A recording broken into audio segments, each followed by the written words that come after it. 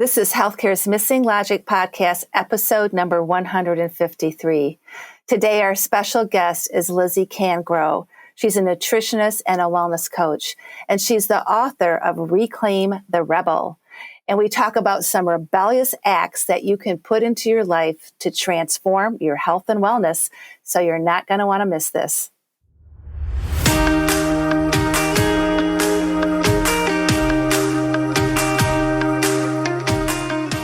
Welcome back to Healthcare's Missing Logic podcast. This is the only podcast that shows you how to leverage polarity intelligence, an essential competency for healthcare leaders, and the missing logic in healthcare, so you can create healthy, healing organizations and become a thriving, resilient, and unstoppable healthcare leader. We are your hosts, Tracy Christofferson and Michelle Trosett. We've been best friends and colleagues for over 30 years. And during that time, we coached healthcare leaders across North America around how to create healthy, healing organizations. Today, we coach healthcare leaders and leadership teams to live thriving, resilient, and balanced lives, combat burnout, and create the best places to give and receive care. This podcast is for the unsung hero of healthcare, the healthcare leader. We want you to know we see you and we'll be here for you each week. In this podcast, we're going to challenge healthcare's industry norms, flip limiting beliefs, and share proven strategies so you can be your best self at work and at home, live and lead intentionally, and experience well-being and joy. We are glad you are here and look forward to sharing the journey with you. If you aren't totally convinced this podcast is for you, just listen to a few episodes and convince yourself. Welcome to another episode of Healthcare's Missing Logic podcast. This is Michelle. And Tracy. Here from across the country, we've got California and Michigan and everywhere in between covered. That's right. Yeah, we got two people from California today because our guest is in California as well. Yeah, she's in LA. Mm-hmm. She is in LA. Yes. Today we interviewed Lizzy Cangro. It was phenomenal. Can't wait for this one to hit the airwaves. Yeah, I'm fortunate I get to talk to her every week. Oh, you are. Yeah. So super excited to have her because she's my personal coach, my nutrition and wellness coach. And she just has a phenomenal book and a phenomenal approach. And we're just happy to share that with everybody. And she's just so delightful to talk with. And it was really fun. Delightful to talk with and easy to listen to. Oh, there we go. Both and. Yes. Yes. Is it? Wait till you listen, listeners. She's just really easy to listen to. And her message is really powerful. And it's such an important message for all of us. Yeah. For everyone that's listening. It's a very important message. Yeah. I got a lot out of it. Yeah. And for somebody who wrote about being a rebel, she's so soft and sweet. I know. That's so true. That's so true. She is. And full of wisdom. And love. Which you'll hear a lot about love in this episode. So how about I introduce you to Lizzy? So Lizzy Cangro is an expert nutritionist and wellness coach with a deep passion for helping others finally feel good about themselves and love their body unconditionally. Inspired by her own journey to wellness, she founded Nutrition by Lizzy in 2017 to help clients rebel against the diet industry and achieve sustainable long-term health and wellness using a combination of nutrition, movement, and mindset. An international health authority, Lizzy is a licensed member of the Association for Nutrition, a certified teacher and fitness instructor. Her research-guided articles on healthy eating have been featured by companies, blogs, and magazines such as Top Santé, Swiss Me, and PhD Nutrition. Holding an MA in Natural Sciences from the University of Cambridge and an MSc in Nutrition from King's College London, Lizzy pairs a scientific approach with empathetic understanding to help her clients overcome the destructive thoughts and behaviors towards their body. Lizzy was born in England. You're going to love listening to her voice. And she now lives in LA, in California. So please join us in welcoming Lizzy to the podcast. Well, welcome, Lizzy, to Healthcare's Missing Logic podcast. We are super duper excited to have you on our show today. Oh my goodness. Thank you so much for having me. It's really a pleasure to be with you ladies and be with your listeners. So thank you for having me. Oh, you're so welcome. Absolutely. Absolutely. Well, we love your book. and we love how you start out your book. I mean, it made me just kind of pause, and I read it like 3 times. You start out with a dedication. To my body, I love you unconditionally. So powerful. And let's start out, Lizzy, with you telling our listeners a little bit about your journey and why you dedicated your book to your body and self-love. Yeah, no, I mean, thank you very much for that. Because when I sat down to write the dedication, that just flowed onto the paper, and I was thinking, well, maybe I need to have 10 ideas, and I was like, no, that's it. That is the dedication that I want to make. And really, that dedication and my book is it's really about the journey to achieving unconditional love for my body, but also inspiring other women to achieve unconditional love for theirs. And as many people in the healthcare industry I began my journey into becoming a wellness expert and nutritionist through my own struggles with my body. So I began as a 13-year-old who, my granddad actually died unexpectedly from a heart attack, and he was going through chemotherapy and had Parkinson's disease. And I love my granddad, and I wanted him to feel better. So I baked him a cake, and his favorite cake, and he devoured it within days.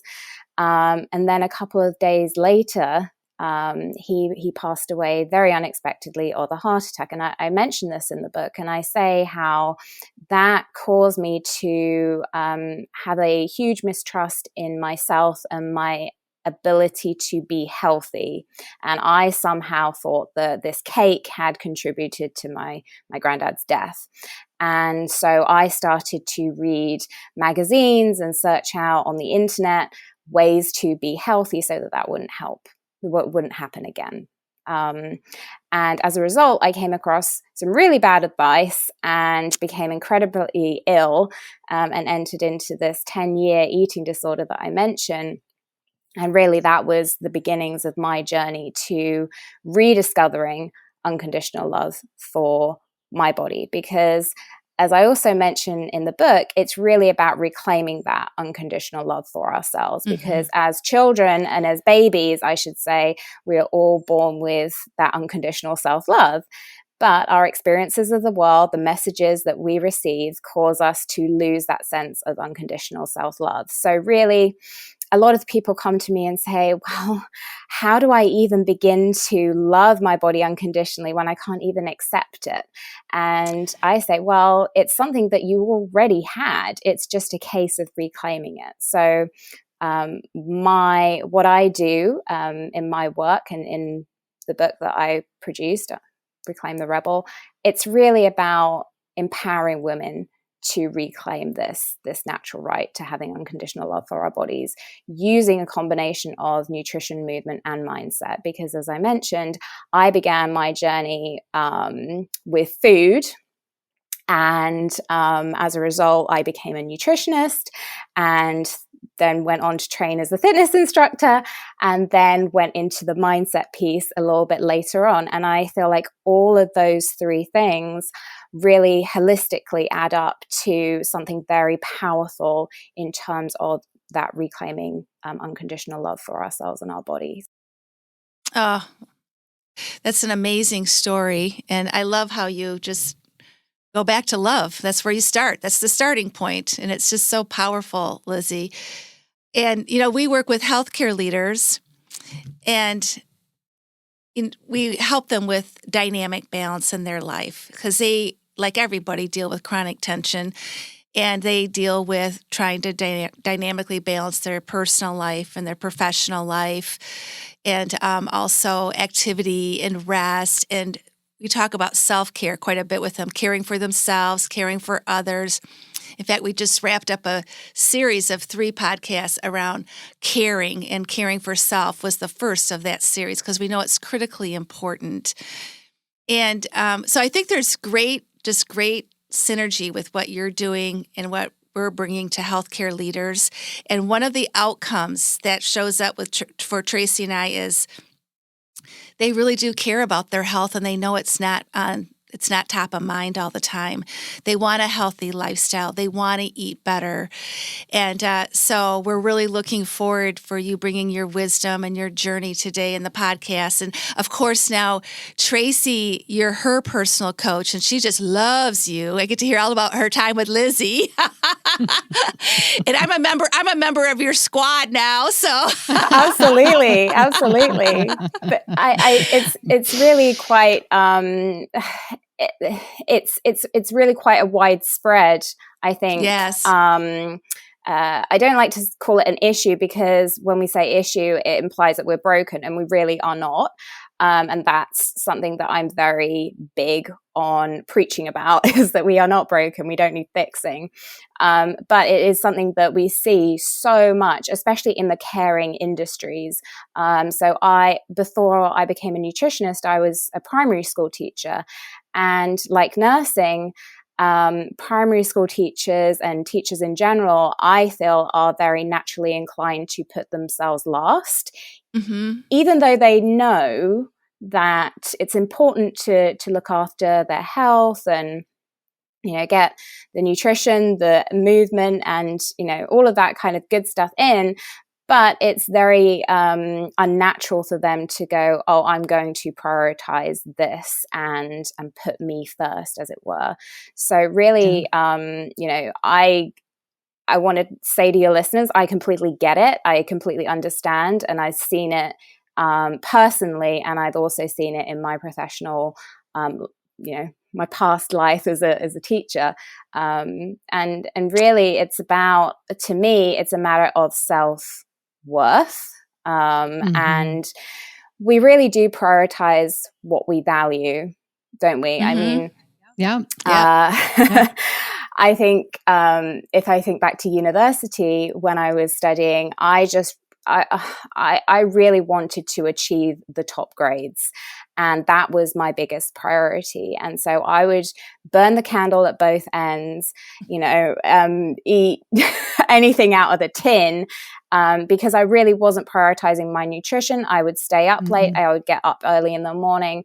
And I really just wasn't looking after myself, because I wasn't the priority. And, there's no judgment or shame around that. It was just the fact that I was focused on, on achieving. And I know that for moms who have young kids, that they become the top priority. For adult children who have got elderly parents, they become the priority. And it's just so easy in so many different ways and in so many different life stages to put ourselves last and go, well, when everything else is done, then I'll look after myself. But that never really happens. No, it doesn't. Doesn't happen that way. No, that's why we work with them to kind of create a blueprint, right? Yes. To get more balance. And it's not about just focusing on you, and you are the only priority, but it is about prioritizing yourself, right? And I think what we just love how you framed your book, around the rebellious acts, and I think rebelling against the industry, right? The diet industry, because there's so, like to your point earlier, there's so much there. And so much of it's not necessarily good, right? And everybody's looking for the silver bullet. Yep. Like, what's this thing that's going to let me drop these 15 or 20 pounds like tomorrow, right? Like everybody's looking for that silver bullet, that thing outside themselves. And I think what I love about your work is it's about the inside work.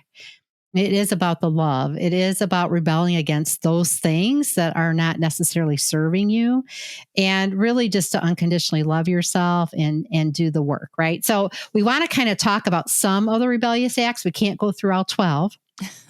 They're all back. Extremely important. We'll just come back again. Yes. And we'll cover the ones we don't do now, right? But let's start with the first one, because I think this is critical and this is something that we address in our work as well. But the Rebellious Act number 1 is live your life backwards. So can you tell our listeners a little bit about kind of what does that mean to live your life backwards? Absolutely. And, I think people have maybe heard this in different forms, in different places.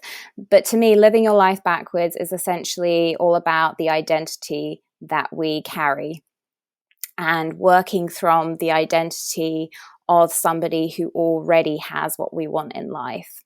So I believe that on your podcast, you talk all about the being as opposed to the doing. And so that to me is living your life backwards. It is embodying the traits of the person. And as a result, the behaviors and the thoughts and the feelings of the person that already has unconditional love for their body. So for example, when I was going through this and, developing my skill set and ability to love my body unconditionally, I identified the woman who loved her body unconditionally felt confident. She felt at ease, was able to look in the mirror and, just be at peace and feel a sense of freedom when she was moving, when she was choosing what food she wanted to eat. And really from there, I was able to kind of create this almost alter ego. And I discussed that in Rebellious Act 2, because they kind of go, Rebellious Acts 1 and 2 go hand in hand. But I was able to create this alter ego of the person that I could step into and really start embodying her. And that is probably the quickest way that we can achieve unconditional love for our bodies, is that we just make that choice every day when we get up in the morning of, all right, I'm going to step into this person. And as I mentioned in the book, sometimes, especially at the beginning of this process, you got to use a little bit of a sort of fake it till you make it. And I don't really like the word fake, but, it's a little bit more effortful to do, because it might feel a little bit forced. It might take a little bit more thought and energy, but it's like anything in life, once we kind of like build up that muscle, develop that skill set, it just becomes like second nature. I was talking to a client the other day, and he talked about how he went on vacation to Hawaii and he was watching the windsurfers, and he said it was so impressive to see these people on the windsurfing boards and just be able to do it so effortlessly.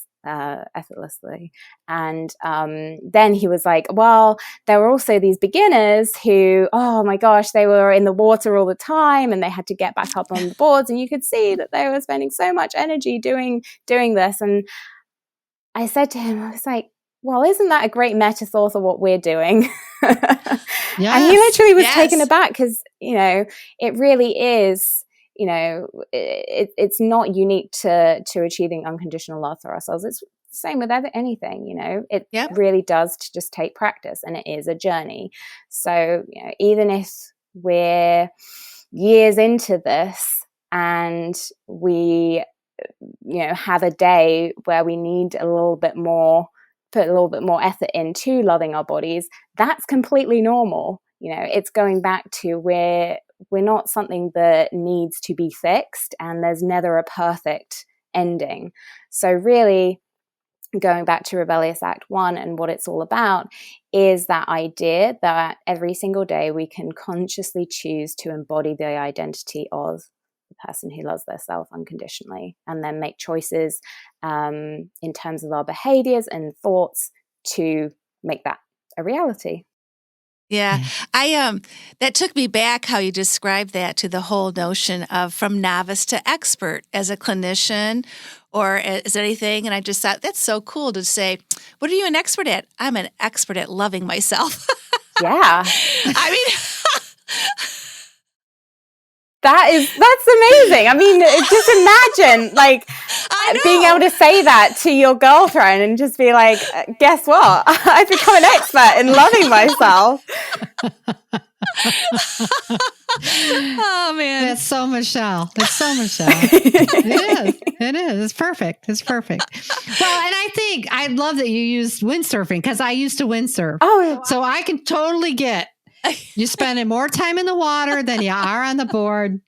And I've been to Hawaii and I watched professional tournaments of windsurfing. It is incredible. And I think it is about being able to see yourself there, maybe not in the 3D today, but, to just be that person, right? To just step into that.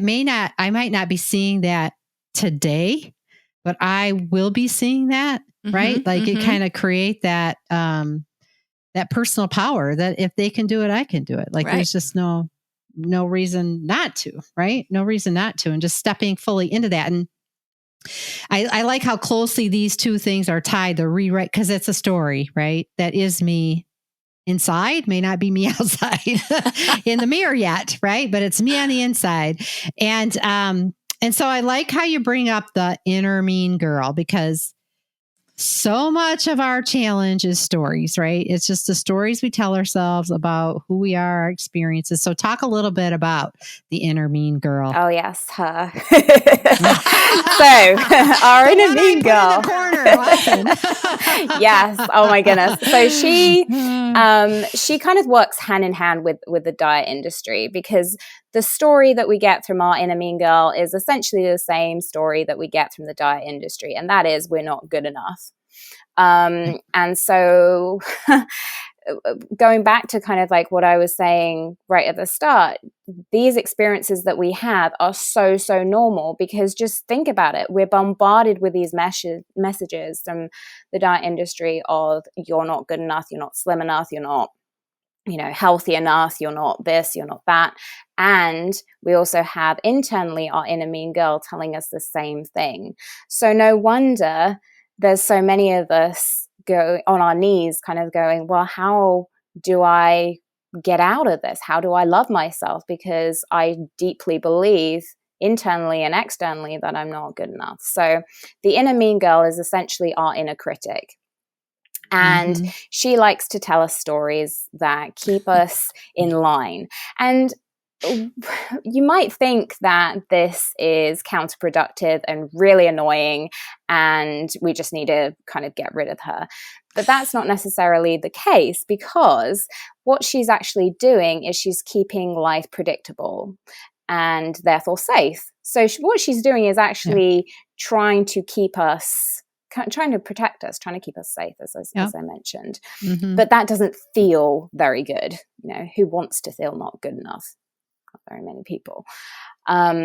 So really, with our inner mean girl, instead of just getting rid of her completely, what we want to do is we want to just acknowledge her and say, okay, I hear you, I see you, but we're not going to go and play this game today. Go and sit in the corner. You can't sit with me at the unconditional self-love table. And actively choose something that is more empowering than what your inner mean girl is telling you. So she'll come up, years into doing this work. And really the trick is, as I say, not getting rid of her. It's learning how to move through her negative beliefs and stories so that we can be more in alignment with the identity of the woman that loves our body unconditionally. So, for example, I like to give the metaphor of when you go to your wardrobe in the morning and you pick your clothes out and you say, I want to wear this today. And by the way, as I said at the start, before we started recording, I love that we were wearing pink.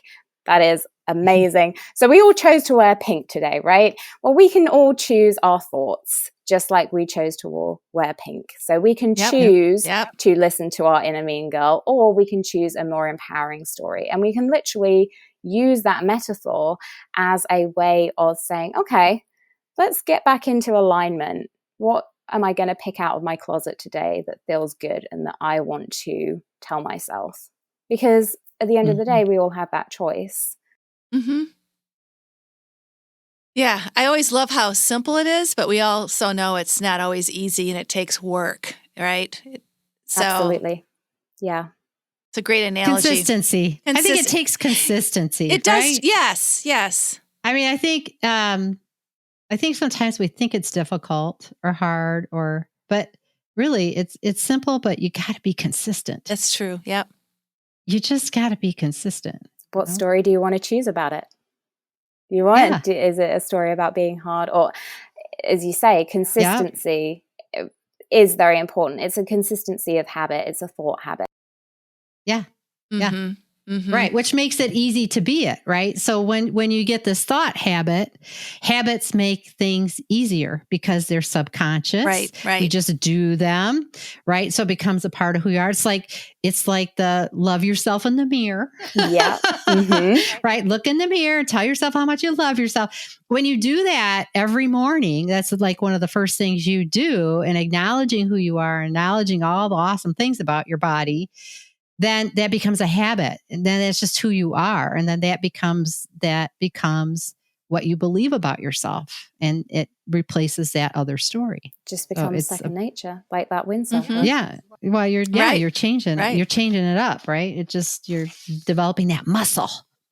And I think really what holds a lot of people back is that it can feel very unnatural to begin with.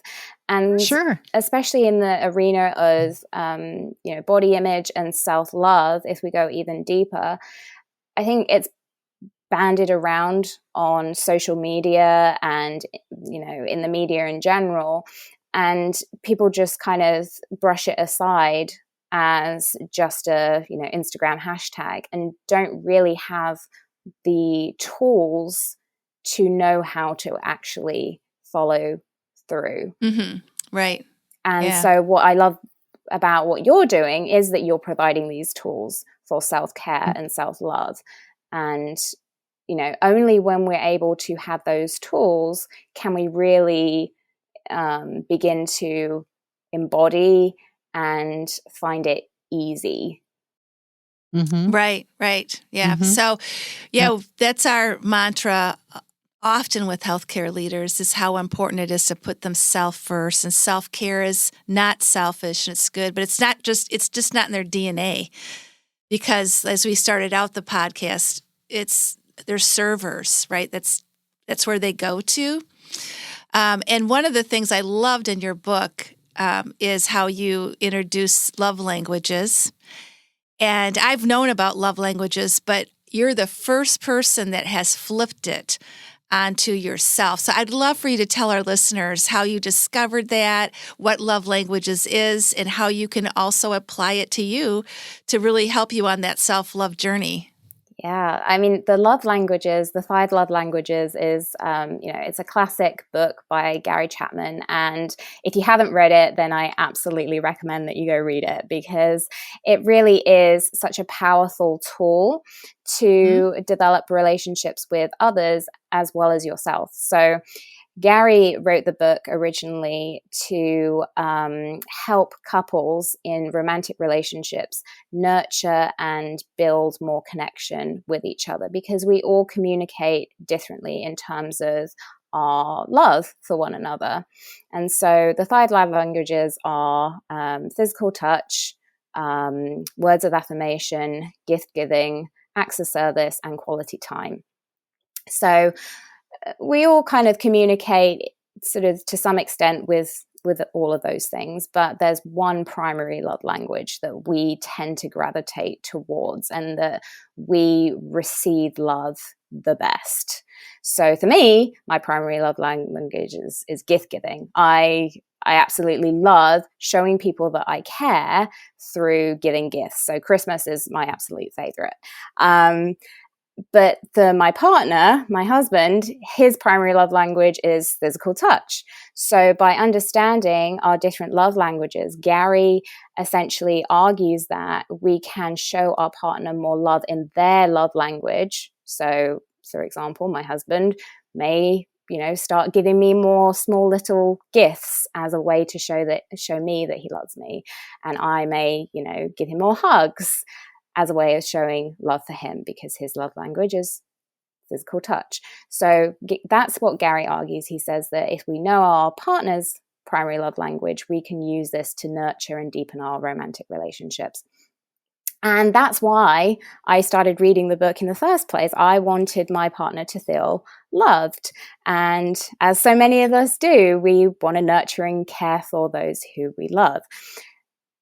But reading that book got me thinking. I thought, well, hang on a second.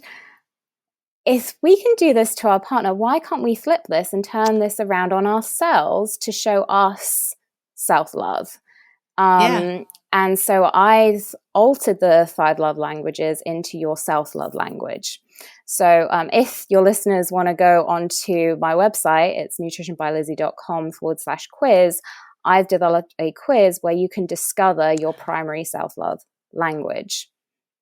And, through this, you can then really understand and know how to best show yourself love. So, for example, as I mentioned, my primary love language is gift giving. So I can buy myself gifts to show myself that I matter. So it might just be something like a coffee in the morning, going down the road to Starbucks and buying myself a coffee. It might be something big, like, I don't know, a piece of jewelry that I like the look of when I was in the mall. It can be anything. But the more that you show yourself that you matter through your self-love language, the more that your brain will register, oh, I do love myself. I am worth this. And really feeding into that subconscious message of, I do love myself. And so that is your self-love language. And I mentioned that in Rebellious Act number 4, which is what you were talking about, prioritizing yourself.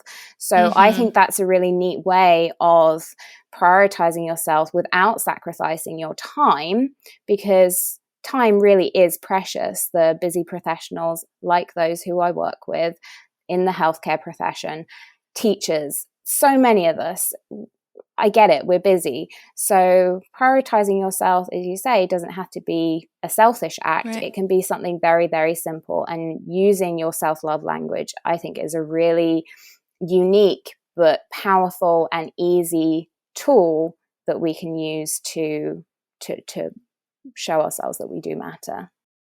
Yeah, I really loved it because, like I said, I've known about that assessment for a long time, and I never thought about applying it to yourself. But when you think about what you're bringing, it makes so much sense. So I just thought it was really cool. Do you have any other tips for our listeners on how to prioritize themselves first? Yes. How to put themselves first? What was really huge for me was, as I mentioned before, I would tend to put everything else on my to-do list first and put me last. So by physically putting myself first at the beginning of the day, I was able to show myself that I mattered. So this could literally just be sitting down for 10 minutes, having breakfast and a coffee, and just being, setting the intention for the day of, I am worth this time. And it, as I say, like, it can only be 10 minutes, but it is a symbolic representation of I am putting myself first before opening up my emails and my computer, before doing everything that I need to do, packing the kids' lunch, feeding the cats, whatever you need to do during your day, just find that slot. It can just be 30 minutes of just stretching after you get up in the morning, before you have to do everything else that you need to do. But physically putting yourself first, absolute first in the day, is a really, really, again, powerful way, and an easy way of showing yourself that you matter. Yeah. I think that's so powerful. I mean, that Michelle and I are both morning ritual people, right? Which is the first thing we do is focus on us, and the things that are important to us. And I think what we try to do with the individuals that we work with is everybody's got eat healthy, exercise, and they want to go all out, full bore right from the beginning. And we're like, just take it one step at a time. And they want to do the doing. Yeah. but it's also about the being, right? It's all about these parts. This love yourself, step into the identity of the person that's going to exercise 3 days a week, right? If you're not doing it now, you're not the person who will do it. So you got to shift the inside, right? That's what I love about this. It's kind of the being and the doing part of this whole love yourself and move forward, right? To have what it is that you want, whatever that might be for you, you know? One of the things that, you know, because they often like the healthy diet and the exercise, one of the rebellious acts is move for pleasure. Rebellious act number 8, I think it is, and not punishment. So I think that's such a significant message. Talk more about that. Yeah. So I feel like with all of the rebellious acts, it is down to balance. And I absolutely love that you've mentioned it is really creating that balance between being and doing. And, you know, it's the same with moving for pleasure and not punishment. We want to move our bodies, but we don't want to overdo it. We don't want to sit on the couch all day and do nothing, or sit in front of our computers all day and just work. But we don't want to be working out every single hour of every single day. So how do we get that balance? How do we get that sweet spot? And I argue that it's by moving for pleasure and not punishment. So for me, that really represents doing movement that you enjoy. So I don't like to say exercise because, again, there's a lot of connotations with exercise and what it means, whereas movement encompasses a lot more. So movement can be going out in the yard and doing some gardening. It can be going on a walk in nature. It can be doing your favorite bar class. For me, I absolutely love dancing. I mentioned this in the book. I grew up just doing all the types of dance, all the things. And so that is something that just brings me so much joy. And I don't even realize that I am working out, in inverted commas. So I think everybody has that activity that they just love doing that involves moving their bodies. And what that does is that just creates both a sense of joy, but it also just gets us moving. It creates that kind of doing that's going to not only benefit our health, our cardiovascular health, our muscles, all of that sort of stuff, but it will, gradually get us to the physical goals that we want to achieve in life. But the problem comes, I believe, is when people go all out, as you mentioned, and think they have to do a specific workout routine, follow the latest trend in the exercise world as well as the nutrition world. And that's just not them. It's not congruent to what they really love. So choosing to move to pleasure and not punishment is deciding, or just being self-aware enough to be like, okay, this is my thing. I really like to do this, making time for it in your day and just doing it and committing to doing it. Yeah. Mm-hmm. Well, and I think that just makes such a difference versus, okay, I want to lose 15 pounds. So now I've got to lift weights. I got to, you get into that. I've got to, right? Do some kind of movement if I want to lose a pound versus, I've always loved to be active. So walking, I don't run. I'm not a runner. So I don't do that. Right. But I love being physical. I've always loved those kinds of things. So, to find something, I love to dance, so to find something that's easy. But if you try to do something as a task to get to a goal, you're not going to stick with it. It just feels so heavy, right? It just feels. Yeah, it's just like, you're pushing yourself. You're forcing it, right? And that's what I love about this, is something that you just naturally enjoy. And try different things. It doesn't have to be any one thing, right? And I think especially for people who aren't necessarily really active, finding something just that they like to do, that they enjoy, is really helpful. I love that. And you can increase it over time, So it's just starting. Tracy and I always say, just start moving. Yeah. And that's the hardest step, is to just one start. Push up a day. Yeah. One push up a day, right? Just do one thing. That's great. For a short period of time. Yeah. Yeah. Well, Lizzy, you end your book with the pep talk. Oh, yeah. I just love that pep talk. And here you talk about achieving balance by avoiding extremes, and you call it the Goldilocks zone. So tell us a little bit about why that's so important. Okay, so the Goldilocks zone, I have a funny story about this. So that really came about because when I first came to the US, as you can tell, I'm English. I originally came over to do a internship at UCLA Athletics. And during that time, I would be on the fueling station in the mornings, giving the athletes their breakfast. And their breakfast would be oatmeal. But I didn't call the oatmeal, I called it porridge. So all the athletes started to lovingly refer to me as Goldilocks. So that is my American nickname. And the Goldilocks zone is really about achieving that balance that we've been talking about. It's sitting between two ends of an extreme. And that Goldilocks zone, sitting between those two ends of an extreme, looks different for everybody. Because again, we don't want to be prescriptive. We don't want to tell people what to do. I think everybody's sick of being told what to do. But establishing your Goldilocks zone in the middle of doing not enough or doing the bare minimum and not looking after yourself whatsoever versus doing the, overdoing it, over working out, like just eating all the clean foods in inverted commas, and that side is self-abuse, because both extremes, I believe, is self-abuse, and moving towards the middle and merging them. So saying, okay, well, I want to eat healthily, but in a balanced way. I want to still enjoy a glass of wine at the weekends, but I'm also going to eat my fruits and vegetables. I want to move my body, but I'm going to do it for pleasure, not punishment. I'm going to talk to myself in a healthy, balanced way. But I also realize that my inner mean girl is going to come up now and again. So how do I move through that? And so that is the Goldilocks zone. That is where we achieve unconditional love for our bodies, I believe. And I think that is something that I really have a very strong passion for, because what I see out there in the big wide world is the two ends of the extreme.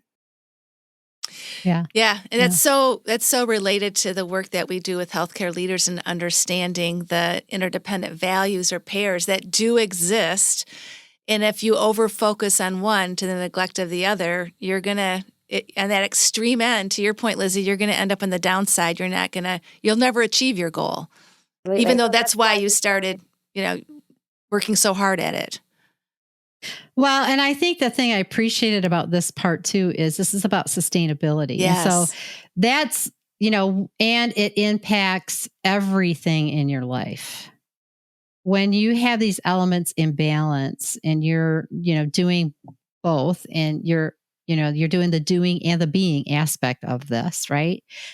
Then it's about sustainable results. And that's one of the reasons why I started coaching with Lizzy, because it's about sustainability. It's about balance. It's not about working with a trainer that's going to, kick your butt every day. And it's not about working with somebody from nutrition who's going to starve you, right? Like, it's about knowing who you are and what works for you. But also, I hired Lizzy as I was just starting to finish my dissertation. So I knew that was a vulnerable time for me from a health perspective, that stress could take me down a road I didn't want to go, right? Which I was already halfway down. So recognizing that I needed a coach. I needed help. I needed somebody who could help me see this for myself, really engage in all these aspects so that I don't just get through this time, but I'm building a sustainable practice, something that I can live with every day, that has flexibility in it. It's not extreme. It's in the middle.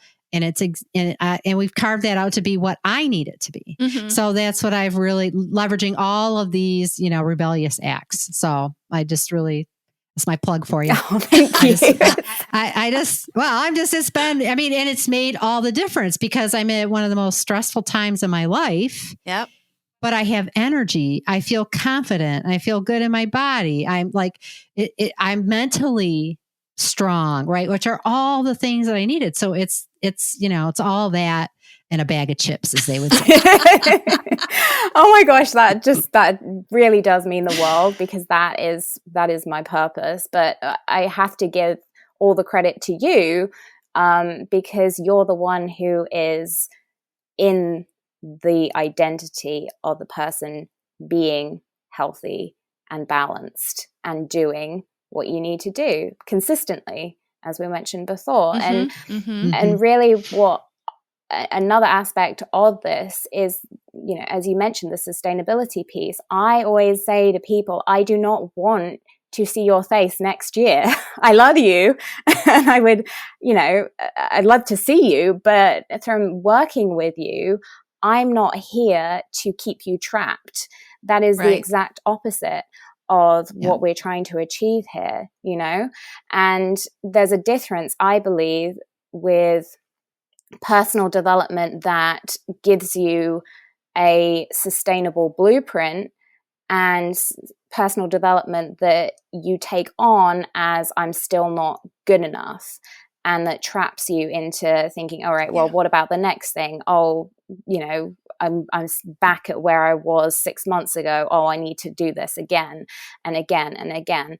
And that is the long-term problem that I see, is that people still don't feel good enough despite all of these things. So really, it's not about getting help because you think you're still broken. It's about getting the right support so that you have the toolkit that's going to enable you through the rest of your life to feel good in your body, and having that cheer squad.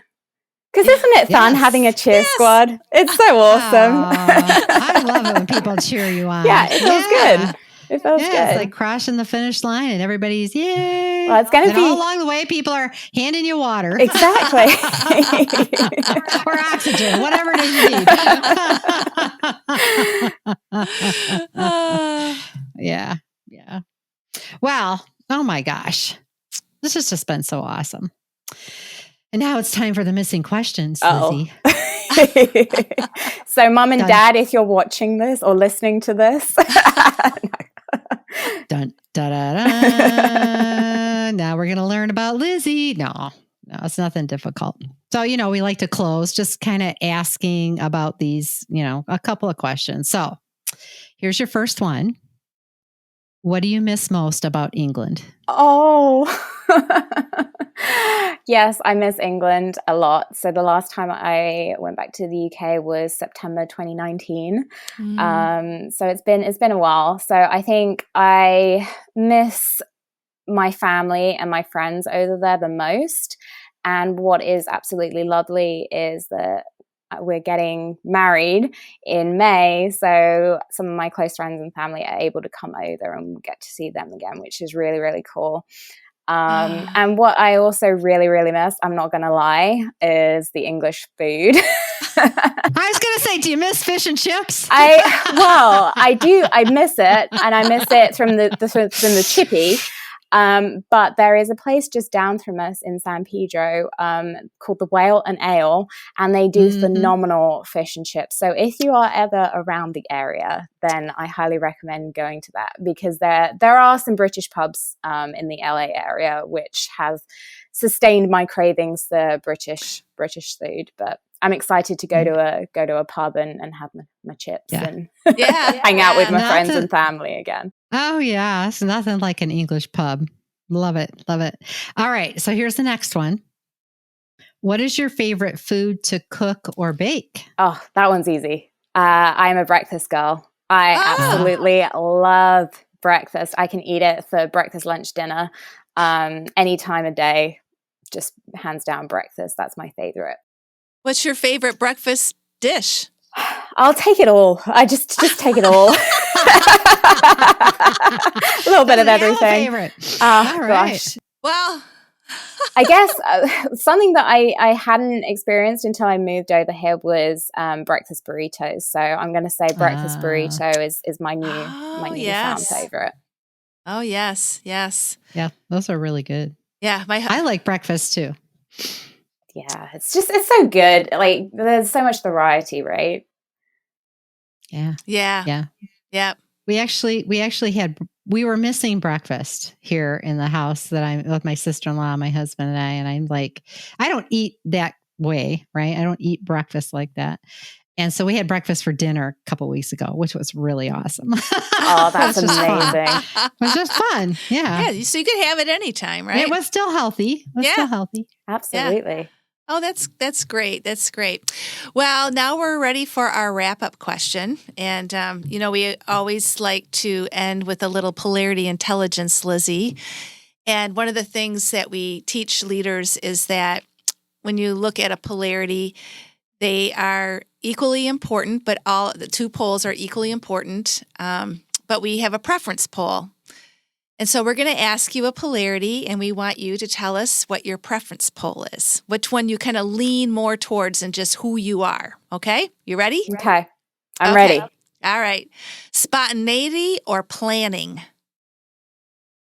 Oh, I'm more of the planner.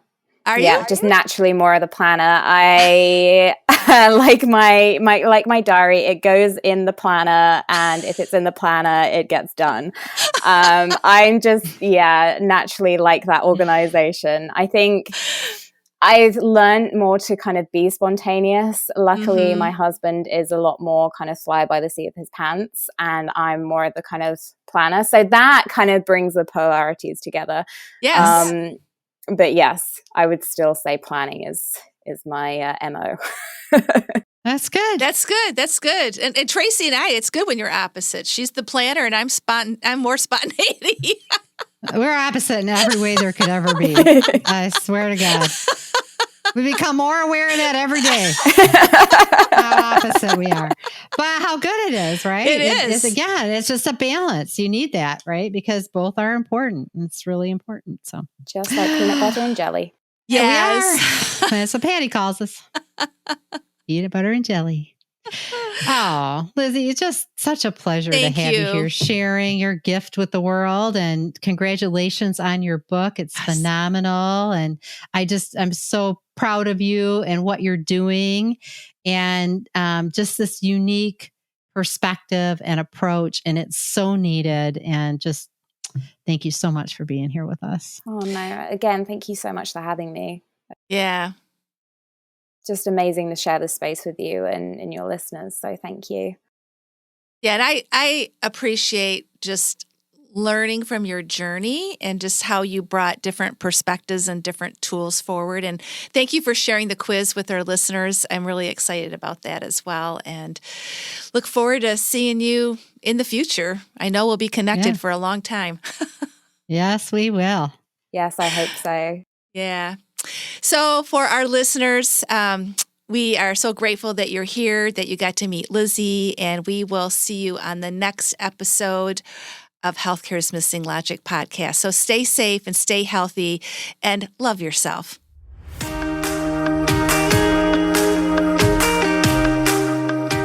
We hope you enjoyed this episode of Healthcare's Missing Logic podcast, now a top-rated podcast for healthcare leaders.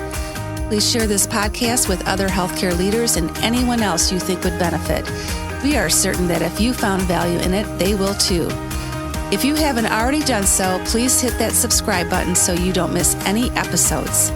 And also, it would mean the world to us if you took a quick moment to leave a rating and review on Apple Podcasts, Stitcher, or your favorite podcast player. It helps to get the word out about our podcast and incredible guests. Be sure to subscribe to our YouTube channel if you want to watch our podcasts. You can also follow us on our Missing Logic social media channels, LinkedIn, Instagram, Facebook, and Twitter. Until next time.